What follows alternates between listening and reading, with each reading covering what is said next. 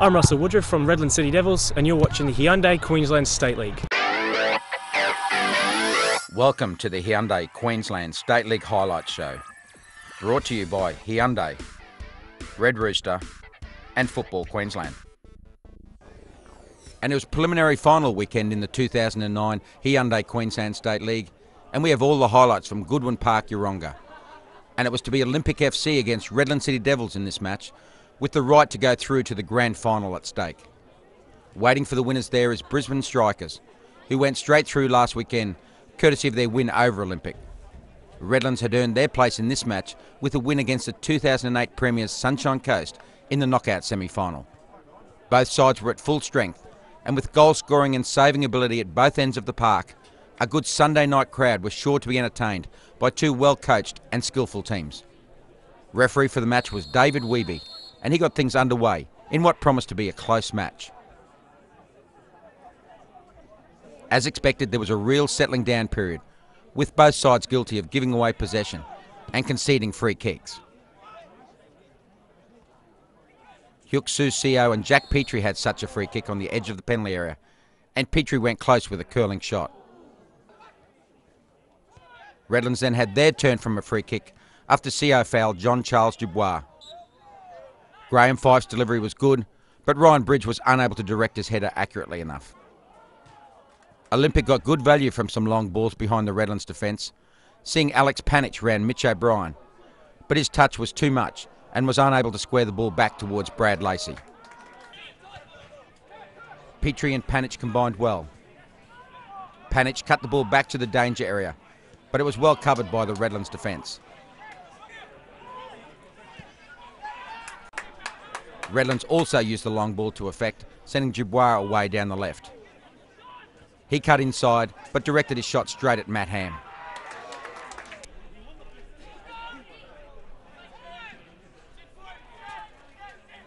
Fife was playing well in the Redlands midfield, but his crossfield pass hit Seo and sent Olympic into attack. Petrie's vision put Panich in on goal, but he lifted the ball over the advancing O'Brien and unfortunately over the bar.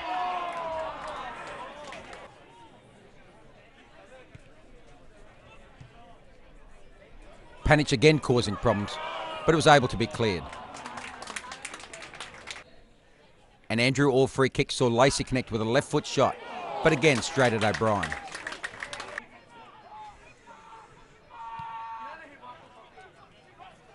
Olympic certainly creating the best chances, and another, this time to Chris Hagel, was off target. The half-time whistle saw neither side with any reward, a 0-0 scoreline at the break.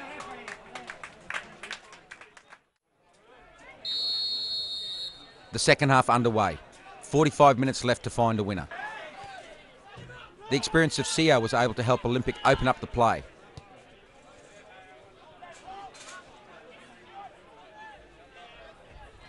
But a poor cross by Nick Hume wasted the opportunity.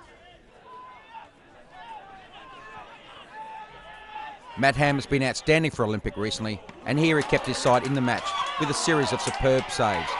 Bale and Byrne thwarted by Ham's reflexes.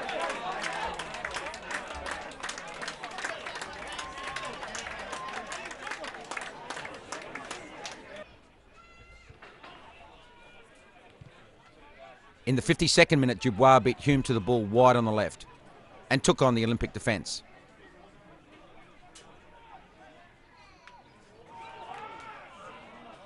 The ball was only half cleared, and Fife chipped across for Danny Byrne, who struck a superb volley past Ham. 1-0 to Redlands, and their supporters certainly finding their voices.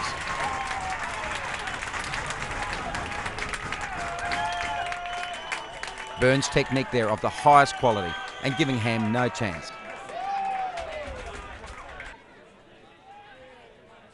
Olympic now had to come forward, and they did just that, but their shooting remained inaccurate. Seo the culprit here. They turned to their bench to inject some additional attack through Zubi Okafor. He was quickly in the action.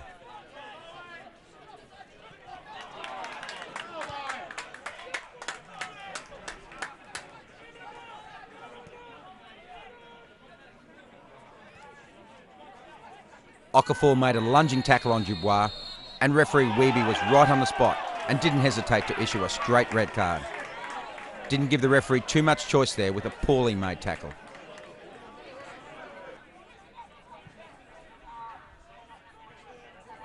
Redlands were now able to exploit some of the space that send-off created.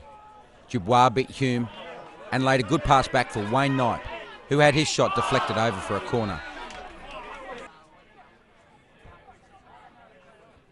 Knipe again went close, forcing another superb save from Ham.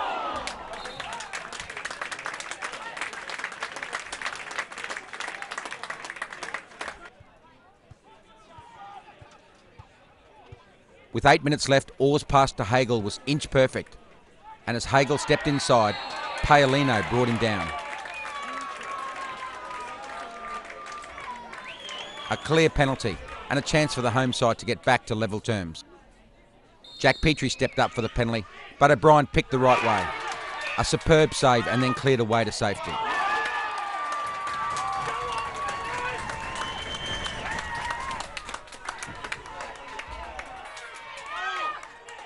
Great anticipation by O'Brien, a hero to all his teammates. A long ball found substitute Pat Polestina, sprinting past Cameron Saint. And his pass found another substitute in Jesse Lindemann, who slipped as he made contact. Redlands were content to try and run the remaining time down.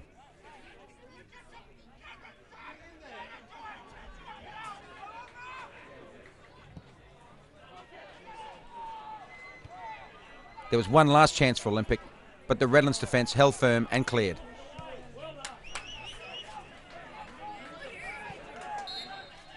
Seconds later, joy for them with the final whistle, and a 1-0 win enough to take them to the grand final. And after the match, we managed to speak to the winning coach, Peter Bannon. Obviously very pleased, very proud of the lads tonight. I thought we defended exceptionally well and limited them to very few chances. Terrific save by Mitch, obviously, to keep us in the game. But the goal we scored was worth the admission money alone. I thought it was a cracker, and we possibly should have converted a couple of chances as well. But as I say, to come here as the underdogs against the star-studded Olympic side and win, I think is a terrific achievement. Obviously now we're looking forward to the grand final against the Strikers. If the boys can keep playing like this, and we think we can play better, it should be a cracking final next week. So a confirmation of the result. A 52nd minute volley to ex-Olympic player Danny Byrne gave Redlands City Devils a 1-0 win over Olympic FC. Well done to Redlands, who finished 4th and have now won 2 sudden death matches. And also well done to Olympic FC, runners-up in the 2009 Hyundai Queensland State League. Well coached, entertaining, and with great skill amongst that playing group, they were always at the forefront for the whole year and narrowly missed the chance to play on the last day. Which brings us to this weekend's grand final. Brisbane Strikers play Redlands City Devils, 7 p.m. at Perry Park in Brisbane. Brisbane Strikers had the luxury of the week off to prepare for this match and are likely to be at full strength. They finished as premiers and will be keen to add the grand final trophy to their cabinet and claim the title of double winners, just as Sunshine Coast did last season. The Strikers may have expected to see another team as their opposition in this match, but will now turn their full attention to Redlands. These two sides met in round 17, where there were 3 send-offs for the Strikers, and both sides eventually had to settle for a scoreless draw. Since that time, coach Stu McLaren has worked hard on the discipline side of things, and results have been forthcoming. The Strikers' defence was the best in the competition, and led by Matt Smith will need to contain the Golden Boot winner, Russell Woodruff. On the other hand, the Redlands defence will need to be wary of the twin threat of Steve Unsworth and Luke Morley. Redlands come into the match as undoubted underdogs, but with some momentum after eliminating Sunshine Coast and Olympic over the past fortnight. They have never beaten Brisbane Strikers in the Hyundai Queensland State League and will know that this would be a sweet time to adjust that record. The midfield battle will be the one to watch in this match. For Strikers, Shay Hughes and Scotty McNichol have plenty of experience, but they will find it tough against Chris Bale and Graham Fife. The wide players of the Strikers in Michael Butters and John Costello have been the big bonus for them, and Redlands will need to restrict their forward runs. As with all grand finals, there will be plenty of anticipation and excitement, and those getting along to Perry Park on Saturday night will undoubtedly be well entertained. Thanks for joining us on the Hyundai Queensland State League Highlights Show. We look forward to bringing you the grand final action next week.